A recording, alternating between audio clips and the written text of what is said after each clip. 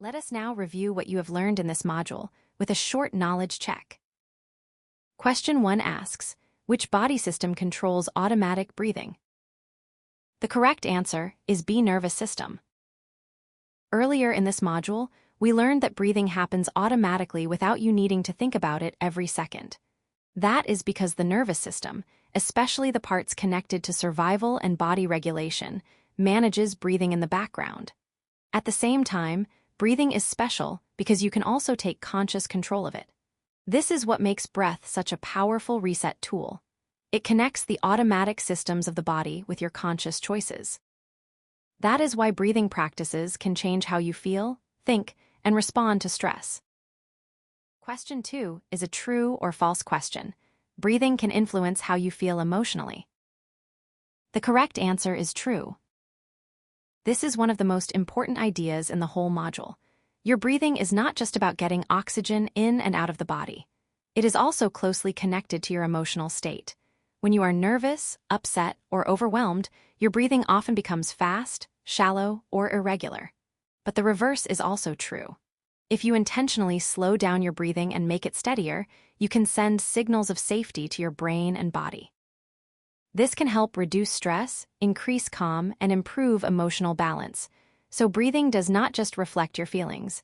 It can also help shape them. Question 3 asks, which breathing technique is often used before high-pressure situations? The correct answer is B, box breathing. Box breathing is especially useful when you need steadiness, control, and focus. For example, before an exam, a speech, a competition, or an important conversation, this method can help calm the body while also keeping the mind alert. In this module, we explored how different breathing techniques have different purposes. Some are better for deep relaxation, while others are helpful when you want to stay calm but still perform well. Box breathing is one of those techniques that helps create balance. It can slow racing thoughts, regulate the nervous system, and help you feel more prepared under pressure. Question 4 asks, why does a longer exhale help the body relax? This happens because a longer exhale helps activate the part of the nervous system that supports rest, recovery, and calm. When you breathe out slowly and fully, your body receives a signal that it is safe to settle down. Heart rate can begin to slow, muscle tension may reduce, and the mind can become less reactive.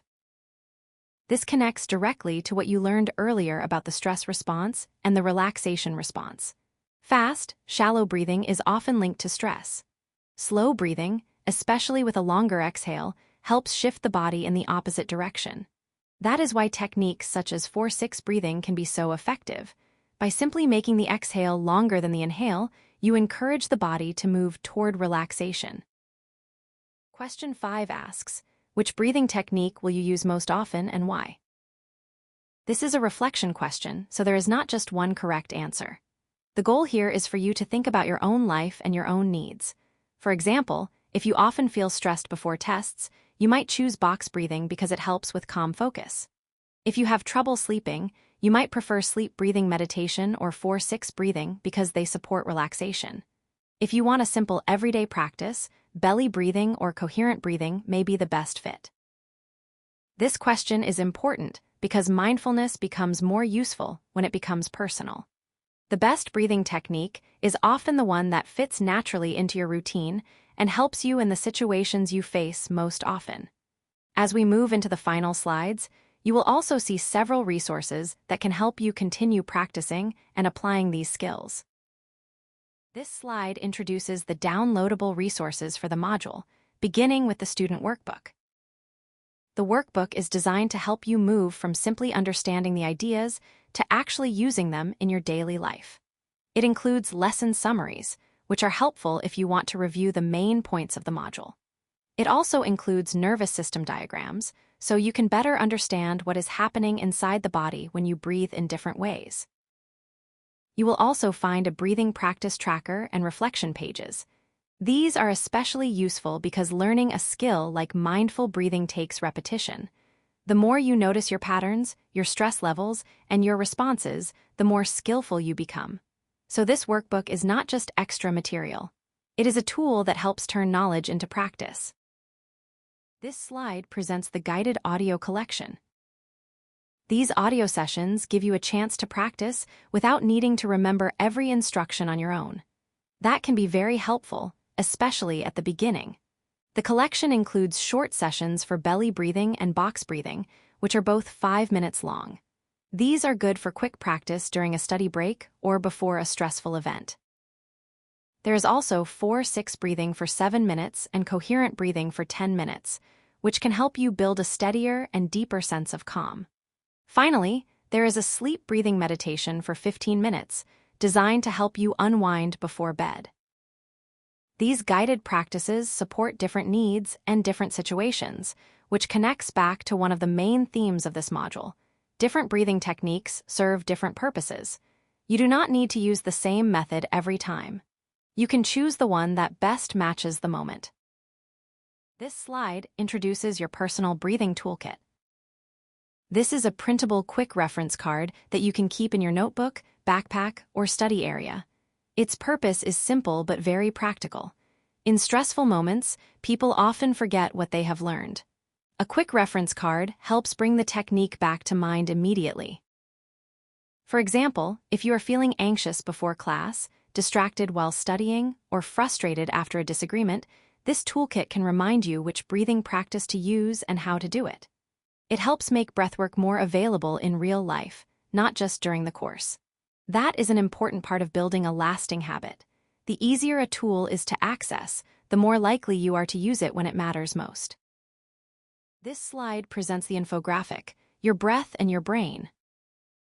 This visual resource helps bring together many of the key ideas from the module. It illustrates the stress response, the relaxation response, heart rate, the nervous system, and which breathing techniques are best for different situations. This is useful because sometimes a visual summary makes complex ideas easier to remember. You can quickly see how breathing affects both the brain and the body. You can also see that breath is not just a wellness idea. It is connected to real biological processes, including how alert, calm, or reactive you feel.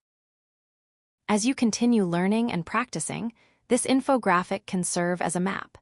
It reminds you what is happening inside you and helps you choose the right tool for the right situation.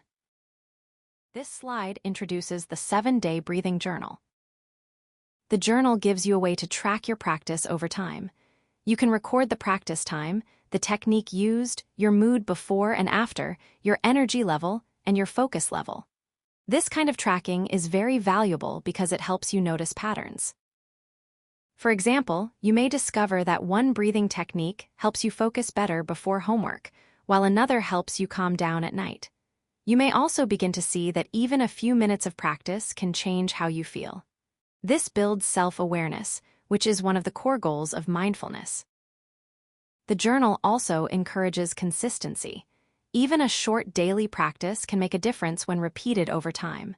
By tracking your experience, you make your progress visible and more meaningful. This slide presents the bonus PDF, 5 everyday situations where breathing can help.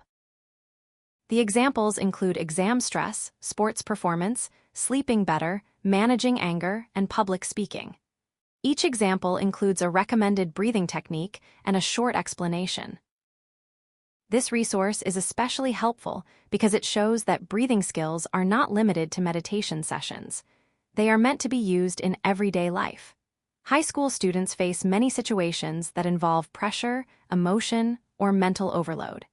This PDF helps you connect each challenge with a practical breathing response. In other words, it takes the lessons from this module and applies them to real moments that you may already be experiencing. That makes the learning more useful, more realistic, and easier to remember. We now come to the module summary, which brings together everything you have learned in Module 3.